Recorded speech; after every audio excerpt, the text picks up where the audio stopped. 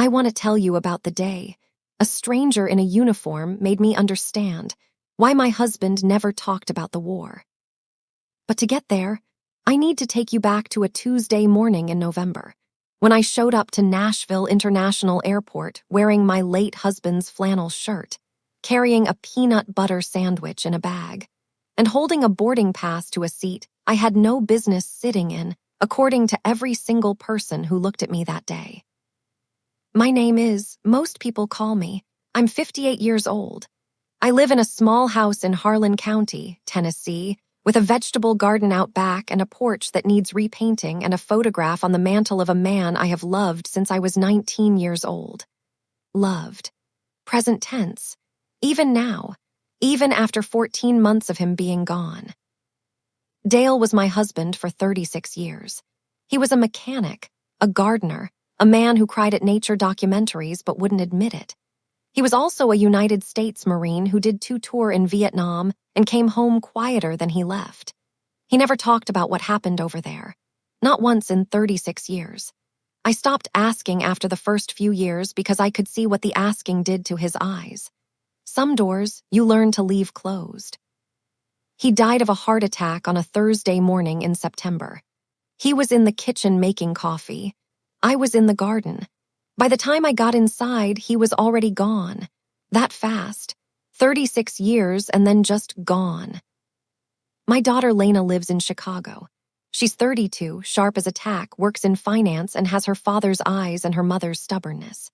She called me 2 weeks before that November flight and told me she'd just been promoted to vice president at her firm. I cried on the phone. Good tears, the kind Dale would wanted me to cry. She said, "Mama, come see me. I'll buy the ticket." I said, "Honey, I'll drive." She said, "Mama, it's an 11-hour drive." I said, "I've got podcasts." She bought the ticket anyway, and she didn't tell me until I got the confirmation email that she'd put me in first class. I called her back immediately. I said, "Lena, you return that upgrade right now." She laughed and said, "Mama, you haven't left that house in 3 months. You're going first class and you're going to enjoy it." I didn't even know what first class meant, really. I thought it just meant you got a better seat and boarded the plane sooner. I had no idea there was warm food and real glasses, and people whose entire job was to make you comfortable. I packed like I was going on a road trip. Change of clothes in a reusable grocery bag from the Wiggly. Dale's Bible, an old King James with a cracked spine and his handwriting in the margins. My reading glasses. And the sandwich, because I didn't want to spend $15 on airport food when peanut butter worked just fine. I got to the airport 2 hours early because Dale always said if you're not early, you're late. I struggled with the check-in kiosk for a solid 4 minutes. The man behind me, nice suit, shiny shoes, the kind of young professional who looks like he was born holding a briefcase, sighed loud enough for me to hear it. Not once, twice. I finally got my boarding pass and said, "Have a blessed day," and he looked at me like I'd spoken in a foreign language. At the gate, I found a seat, took out my sandwich, and read from Dale's Bible. John, chapter 14. Let not your heart be troubled. Dale had underlined that verse so many times the page was almost worn through. I read it 3 times. Then I watched the planes take off through the window and talked to him quietly in my head the way I'd gotten used to doing. When they called first-class boarding, I walked up and handed over my pass. The gate agent, a young woman named, looked at the pass, looked at me, looked at the pass again. She smiled the smile people smile when they're being polite instead of honest. "Do you need any help finding your seat, ma'am?" she asked, slowly, the way you talk to someone who might not fully understand English. I told her I thought I could manage. She smiled that same smile. I found seat 2A and settled in. I put the grocery bag in the overhead bin next to a set of matching leather luggage that probably cost more than my car. The woman in seat 2B was in her mid-50s, blonde, the kind of put together that takes 2 hours to look effortless. Her name, I'd later learn, was. She looked at me the way you look at something unexpected, not mean, exactly, just confused, like a cat that walked into the wrong house. Within 5 minutes, she had flagged down the flight attendant, early 30s, efficient, pretty, and asked quietly if there was any possibility of a different seat. I wasn't supposed to hear that. I heard it. Said there was nothing available. Nodded, pressed her lips together, and turned toward the aisle. The man across from me, the briefcase man from the kiosk line, whose name turned out to be Brad, caught eye and they shared a look. He glanced at me, then at my wiggly bag in the overhead bin, and he took out his phone. I saw the screen angle toward me. I heard the little click of a camera. He showed it to his colleague and they both smiled. I looked out the window. I have had a whole lifetime of practice at looking out the window. Came through with the pre-flight service. Warm towels on little silver tongs, a drinks menu. She handed hers with a full smile and a let me know if you have any questions about the wine list. She handed mine to me without making eye contact. When I asked if there might be some crackers, she said she'd check. She never came back with crackers. She brought a cheese plate with little folded meats and a cluster of grapes. She brought me a plastic cup of water with no napkin. I opened my grocery bag and took out my sandwich. I heard make a sound, a small sound, the kind of sound that's meant to be private but isn't. I unwrapped the bag and took a bite of my peanut butter sandwich in seat 2A of a first-class cabin, and I thought about Dale and how he would found this absolutely hilarious. That's when I heard a little voice say, "Mommy, that lady has a sandwich like mine." I turned around. In the row behind me, a little girl, maybe 7 years old, red pigtails, missing a front tooth, was pointing at me with the pure, unfiltered enthusiasm of a child who has not yet learned that pointing is rude. Her mother went red and started to apologize. I waved her off. "Don't you dare apologize for her," I said. "She's wonderful. What's your name, sweetheart?" "Emma," she said. "I have peanut butter too." "Then we're basically the same person," I told her. Laughed, a real laugh, not a polite one.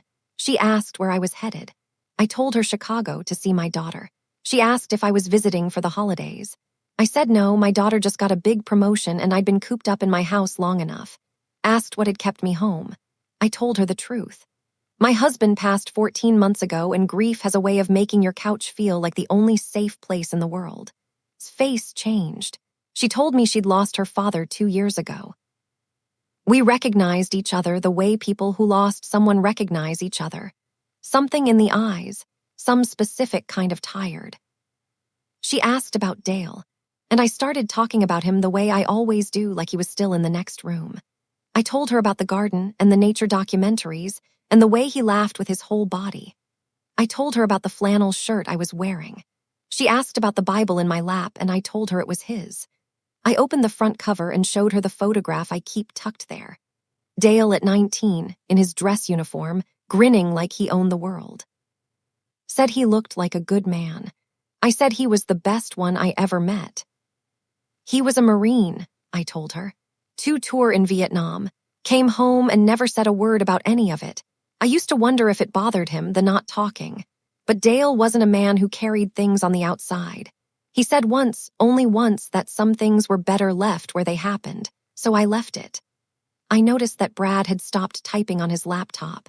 He was looking at the tray table. The rest of the flight was quiet. I looked out the window at the clouds and thought about how Dale had never flown, not once after he got back from Vietnam. I always thought it was a cost thing. Sitting up there above all that white, I wondered if maybe it was something else. About 40 minutes before landing, appeared at my row again. Her face was different. Softer, somehow, uncertain. "Mrs.," she said quietly, "I'm sorry to bother you. The captain would like to speak with you if that's okay." I thought I'd done something wrong. I genuinely went through a list in my head, the sandwich, the grocery bag, talking too long to the woman behind me. "Did I cause some kind of problem?" I asked. Shook her head. "No, ma'am, he'd just like to speak with you." The cockpit door opened. I expected a pilot.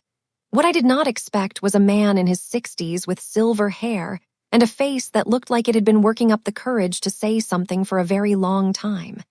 He walked down the aisle slowly, stopped at my row, crouched down until he was at my eye level, and looked at me like he was looking for someone in my face.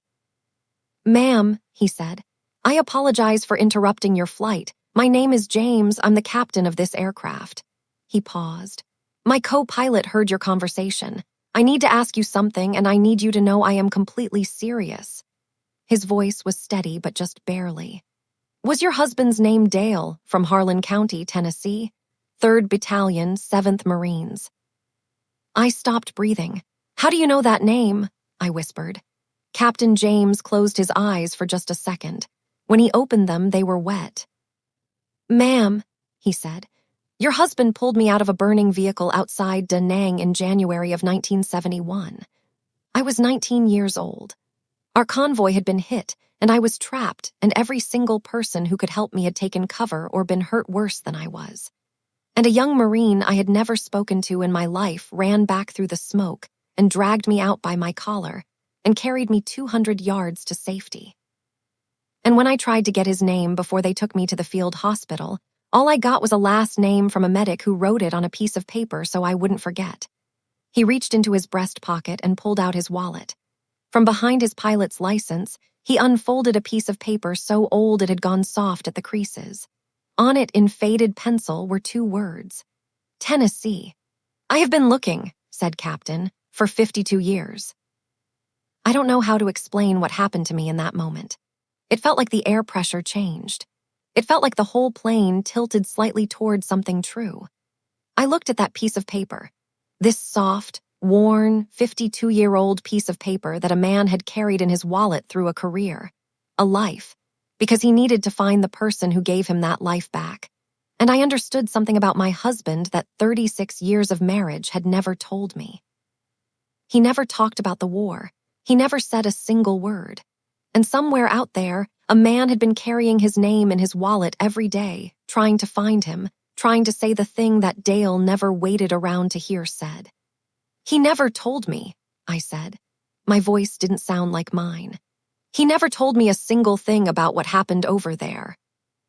Nodded like he wasn't surprised. Men like your husband rarely do, he said.